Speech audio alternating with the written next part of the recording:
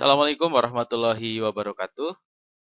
Halo guys, di dalam video kita kali ini saya akan menerangkan contoh analisis. Jadi kalian kemarin sudah berlatih menganalisis sebuah apa namanya naskah drama yang ditulis oleh Putu Wijaya, yaitu Bila Malam Bertambah Malam. Nah, sekarang saya akan mencontohkan penelitian yang sudah dipublikasikan di salah satu jurnal yang dimiliki oleh Fakultas Bahasa dan Sastra, yaitu Jurnal Aksara Baca. Baiklah, ini adalah artikel dari jurnal terbitan volume 1 nomor 1 tahun 2020. Nah, kebetulan yang menganalisisnya adalah saya, yaitu rekonstruksi sosial dalam naskah drama Bila Malam Bertambah Malam. Ini judul yang saya buat untuk hasil penelitian ini. Oke, rekonstruksi sosial. Jadi tesis saya atau saya beranggapan bahwa bila malam bertambah malam, setelah saya melakukan pembacaan, saya menyimpulkan atau membuat hipotesis bahwa melalui karyanya Putu Wijaya itu berusaha untuk membuat konstruksi baru dalam tatanan sosial atau menyajikan alternatif tatanan sosial baru. Bahwa ternyata membeda-bedakan orang dengan kasta dan lain sebagainya, itu menurut Putu Wijaya itu kurang begitu tepat gitu ya. Makanya dia membuat konstruksi baru atau rekonstruksi sosial gitu ya. Oke, marilah kita buka. Oke, inilah. Nah, dan baiklah, kita lihat cara menganalisisnya bagaimana. Kita sebentar loading dulu ini. Baiklah, ini dia. Semoga bisa kebaca. Nah, kalian juga bisa akses juga sendiri ya. Jurnal ini. Kalian bisa akses sendiri juga. Tinggal klik aksara baca. Baiklah. Kita mulai dulu dari Kita mulai dulu dari judul dan abstraknya. Oke, maaf ada kesalahan sedikit teks. Nah, di dalam abstrak ini, di dalam judulnya adalah Rekonstruksi Sosial dalam Naskah Drama Bila Malam Bertambah Malam, karya Putu Wijaya. Ini salah satu contoh judul. Ya. Nah, kalau misalnya kalian akan menganalisis, usahakan judulnya juga sudah tajam. Misalnya, kalian akan menganalisis Romeo and Juliet. Nah, kalian akan mengangkat tema apa nih? Atau mengangkat isu apa dalam penelitian kalian, dalam analisis kalian? Oke. Kemudian abstrak. Nah, abstrak itu ditulisnya paling terakhir. Cuman urutannya memang pertama. Tapi abstrak itu ditulis setelah penelitian kalian selesai. Setelah analisis kalian selesai. Tuh ya, abstraknya. Nah, berikut abstraknya saya bacakan. Karya sastra dan budaya memiliki hubungan timbal balik yang saling mempengaruhi. Di satu sisi, gitu ya. Di satu sisi budaya dan lingkungan, mohon maaf ini sedikit.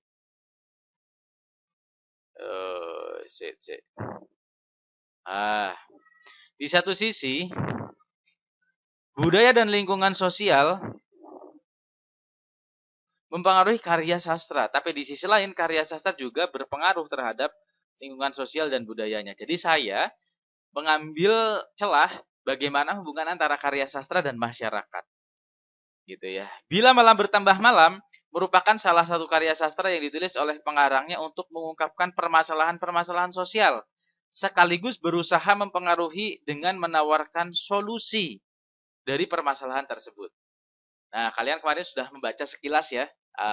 Mungkin tidak sekilas, kalian menganalisis juga ya. Apa masalah-masalah di sana gitu ya.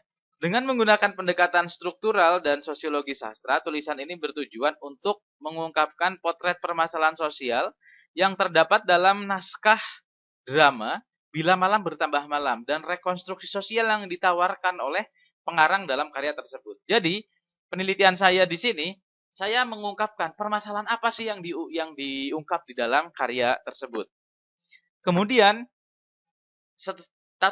selain menawarkan atau mengungkapkan masalah yang terdapat di dalam karya, ternyata dia juga menawarkan alternatif penyelesaiannya. Nah, hasil telitian menunjukkan bahwa permasalahan sosial yang muncul dalam karya tersebut adalah stratifikasi sosial dan diskriminasi sosial. Sedangkan solusi yang ditawarkan oleh pengarang dalam naskah tersebut adalah rekonstruksi sosial. Nah, ini dia pendahuluan. Nah, seperti biasa ya. Pertama adalah pendahuluan atau introduction. Guys, di dalam pendahuluan atau introduction kalian memaparkan apa? Kenapa penelitian kalian itu penting? Ya, dimulai dari pernyataan-pernyataan umum, sastra itu apa, kaitannya dengan penelitian yang akan kalian laksanakan. Misalnya kalian akan mengangkat sisi feminisme ya, kalian tulislah di sini pengantar-pengantarnya ya. Nah, itu ya, itu adalah pengantarnya. Kemudian nah, di dalam pengantar tersebut kalau misalnya di format artikel jurnal, sekaligus kalian tuliskan apa itu namanya? Kalian singgung juga teori yang akan digunakan di dalam pendahuluan ini ya, atau introduction ini. Kalau formatnya artikel jurnal ya. Kemudian setelah itu metode penelitian yang akan kalian lakukan. Oke, metode penelitiannya apa? Ya, biasanya untuk metode penelitian sastra itu deskriptif kualitatif. Metode penelitian yang akan digunakan dalam ini adalah pendekatan struktural dan pendekatan sosiologi karena karya sastra tidak terlepas dari pengarangnya, latar belakang dan lain sebagainya. Nah, itu ya, dan lain sebagainya ini ditulis ini tentang metode penelitian. Kemudian hasil dan pembahasan. Di sini saya langsung menganalisis. Bila malam bertambah malam adalah karya Putri Wijaya dengan latar belakang tempat dan budaya Bali. Ada 4 tokoh yang berperan dalam naskah drama tersebut. Siapa gitu ya. Kemudian lihat ke sini lagi. Saya memaparkan apa yang terjadi di dalam naskah tersebut ya. Sedikit menceritakan untuk dianalisis, tapi ini tidak sekedar retelling saja. Akhirnya nyaman berikan dengan budaya materi. Oke. Permasalahan yang cukup dominan. Nah, ini analisis nih ya, setelah memaparkan dari ulasan tentang naskah tersebut. Ini analisisnya nih. Permasalahan yang cukup dominan diangkat dalam naskah drama ini adalah permasalahan stratifikasi sosial. Perbedaan kasta antar tokoh-tokoh dalam drama tersebut menyebabkan terjadinya tindakan sewenang-wenang yang dilakukan oleh tokoh berkasta tinggi yang merupakan turunan raja, yaitu Gusti Biang, terhadap tokoh berkasta rendah, yaitu Nyoman. Ini kan analisis. Ini pemikiran peneliti. Dalam hal ini saya misalnya. Kalian cantumkan buktinya. Mana buktinya? Nah, buktinya adalah kutipan yang terdapat di dalam naskah tersebut. Ini ya, bla bla bla. Di sini ya. Tuh. Nah, kemudian di analisis saya lanjutkan. Kutipan tersebut menunjukkan perlakuan yang kasar yang dilakukan oleh Gusti Biang sebagai majikan dan orang berkasta tinggi terhadap Nyoman yang berkasta sudra. Gusti Biang bahkan menyamakan Nyoman sebagai binatang atau makhluk kotor. Sehingga berbeda. Benda yang disentuh olehnya dan olehnya itu pasti terkontaminasi. Berbagi kata kasar dan lain sebagainya. Ini analisisnya. Gitu.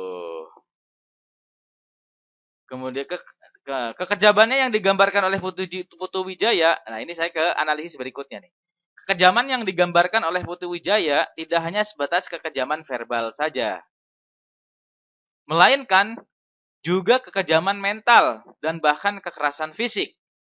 Nyoman dan Wayan beberapa kali mengalami kekerasan fisik yang dilakukan oleh Gusti Biang. Nah, ini juga ini juga analisis. Oh, di dalam itu ternyata ada ini nih, ada isu ini. Buktinya mana? Ini buktinya, bla bla bla gitu ya. Silahkan lihat. Ini kutipannya atau bukti ya, ini data ya. Kalian bisa menyebut ini sebagai data yang kalian dapatkan di dalam karya sastra tersebut. Kutipan di atas merupakan bukti kekerasan mental dan fisik yang diterima oleh Nyoman, dan lain sebagainya. Sebetulnya korban dari sistem stratifikasi sosial yang ada di dalam naskah drama tersebut bukan hanya Nyoman dan Wayan saja. Gusti Biang pun merupakan korban dari sistem kasta yang dia pertahankan demi menjaga garis keturunannya. Ternyata, ya, dia juga menjadi korban juga. Pada waktu yang bersamaan dia menjadi pelaku padahal, tapi dia menjadi korban. Kita lihat, kenapa dia bisa menjadi korban. Gusti Biang pun merupakan korban dari sistem kasta yang dia pertahankan demi garis keturunan. Keteguhan Gusti Biang dalam memegang adat sangat kuat. Ia merelakan cintanya kepada Wayan Kandas demi menjaga kebangsawanannya. Karena begitu ya, dan lain sebagainya. Namun saya baca deh biar jelas ya. Di Bali ada aturan yang membedakan kedudukan seseorang berdasar kasta. Kasta yang lebih tinggi tidak boleh menikah dengan orang yang berkasta lebih rendah. Wayan berasal dari kasta Sudra, sedangkan Gusti Biang dari kasta Kesatria. Maka cinta mereka tidak mungkin bersatu. Namun setelah menikah dengan Gusti Rai, Gusti Biang tetap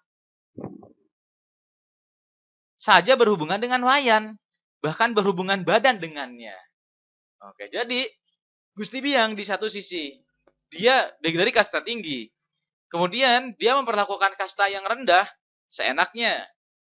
Ada yang salah di sini. Akan tetapi dia sendiri menjadi korban karena dia mencintai lawan jenisnya yang berasal dari kasta rendah, tapi dia tidak bisa untuk melakukan pernikahan dengannya. Akhirnya dia menikahlah yang penting dengan kasta yang setara, yaitu Gusti Rai di sini. Akan tetapi dia juga tidak bisa bahagia. Nyatanya dia masih melakukan hubungan tapi tidak resmi. Dia sudah menikah dengan Gusti Rai tapi tetap melakukan hubungan badan dengan Wayan, begitu. Ini contohnya, ini buktinya. Ini bukti kutipannya ada di sini. Dan lain sebagainya. Ini analisisnya cukup panjang ya. Yang jelas cara menganalisis dramanya itu seperti itu. Dari mulai isu-isu permasalahan dan lain sebagainya. Oke, gitu ya guys ya. Nah, kita lihat langsung ke kesimpulan ya. Mana kesimpulannya nih guys? Simpulan dan saran. Karya sastra, kita lihat simpulan dan sarannya ya. Karya sastra sebagai produk budaya memiliki keterkaitan dengan budaya asalnya. Karena karya sastra tidak lahir dari kekosongan budaya. Karya sastra dipengaruhi oleh budaya yang melatar belakanginya, akan tetapi pada satu sisi atau pada sisi lain karya juga berpengaruh terhadap budayanya atau berpotensi untuk mempengaruhi budayanya. Hubungan timbal balik antara dua aspek tersebut mutlak adanya. Naskah drama Bila Malam Bertambah Malam karya Putu Wijaya terpengaruh oleh budaya Bali sebagai latar belakang budaya sang penulis. Hal ini dapat dilihat dari keseluruhan unsur cerita. Namun demikian, karya tersebut juga menawarkan wacana-wacana baru bagi masyarakat tempat dirinya tercipta. Oke. Bila Malam menawarkan sebuah rekonstruksi sosial berupa persamaan hak dan martabat manusia tanpa melihat latar belakang maupun asal-usul keturunannya. Nilai-nilai kejujuran juga disodorkan dalam karya ini sebagai kunci dari berbagai permasalahan sosial yang ada. Nah, begitulah guys ya. Kemudian jangan lupa kalau kalian menganalisis, diakhiri dengan daftar pustaka. Buku apa saja yang kalian gunakan nih? Tentunya buku teorinya apa gitu ya. Kemudian karya sastranya diambil dari buku yang mana dan lain sebagainya. Mudah-mudahan ini bisa mencerahkan kalian setelah pertemuan kemarin How to Analyze Drama, kemudian kalian juga sudah membaca karya, kemudian kalian sudah menganalisis, saya bebaskan format analisisnya. Nah sekarang saya kasih contohnya bagaimana sih analisis drama itu, dan ini contoh yang sudah dipublikasikan di dalam jurnal ilmiah yang saya buat sendiri, yang saya teliti sendiri maksud saya. Baiklah, dan naskah ini atau artikel ini sudah saya presentasikan di forum Mastera atau Majelis Sastra Asia Tenggara ya, Mastera itu. Nah, itu saya presentasikan di tahun 2018 bersamaan dengan beberapa pembicara dari 5 negara ya. Kebetulan UNAS sebagai tuan rumahnya waktu itu. Baiklah. saya sudahi dulu videonya sampai di sini. Kita akan bahas lagi di minggu depan. Mudah-mudahan bisa Zoom atau bisa kita melakukan pertemuan tatap muka. Entahlah ya kalau tatap muka ya. Saya rencananya tatap mukanya di hari Rabu, tapi kalau kalian bisa ya bisa, kalau enggak tidak apa-apa. Saya untuk yang Rabu itu karena jadwal kalian itu di hari apa itu? Hari Senin ya, drama itu. Oke, thank you very much for your attention. Assalamualaikum warahmatullahi wabarakatuh.